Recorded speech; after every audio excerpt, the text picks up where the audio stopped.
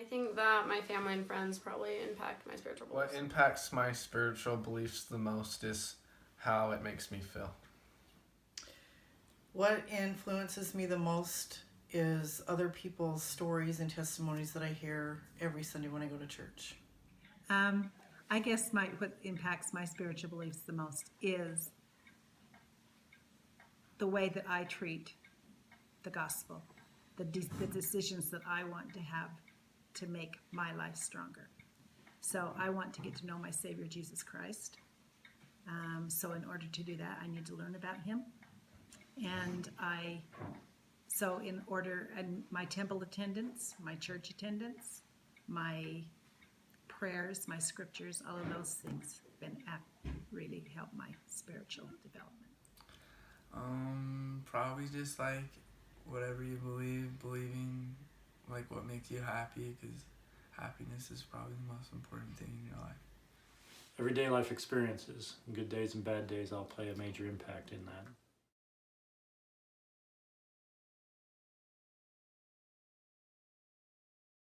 My beliefs are probably stronger now than they were when I was an adolescent because of the experiences I've had throughout my life.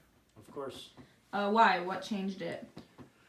Growing up and the challenges of life and opportunities that come forward all have an impact. Actually, they're not different.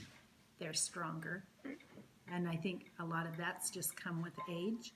Some of it has just come because I've become stronger. And I have a stronger testimony. My beliefs are stronger.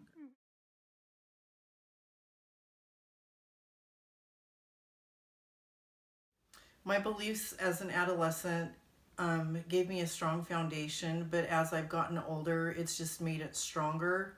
And I'm grateful for the foundation that my parents gave me to help me as I get older and have my own family. It created the foundation for who I am. If I hadn't have believed what I believed then, I wouldn't be where I am now, because I could be a drunk in a hole, you know. But not only with that, but my parents' belief. Their belief and their desire to have us do what was right has benefited me probably the most.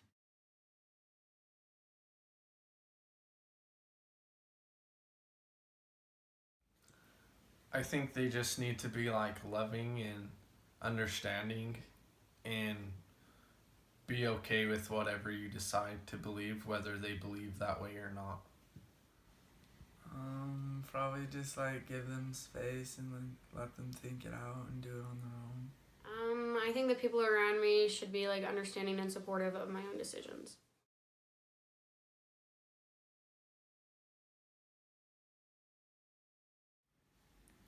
I would say partially because like you still want to believe like what you want, because you want to be who you are, but then you don't like want to disappoint them and stuff. So yeah, that's all I got.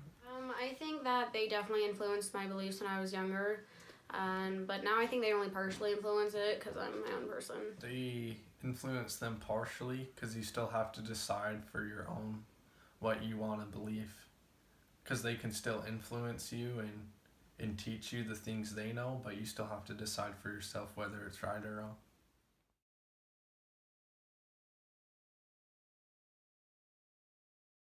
I have developed spiritual beliefs of my own through like experiences I've had and how it has made me feel. I feel still unsure because I'm still working on them. And why? I would say that I definitely developed my own spiritual beliefs, but because I'm still young and learning about the world around me, I'd say they probably will change in the next 5 years.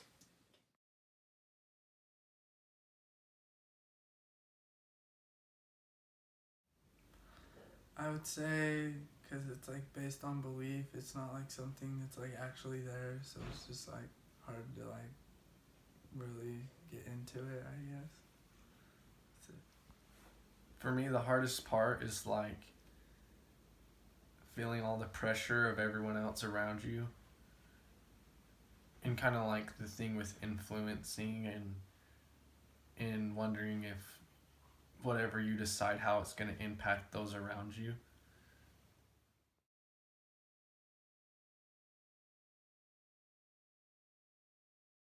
they're all over the place.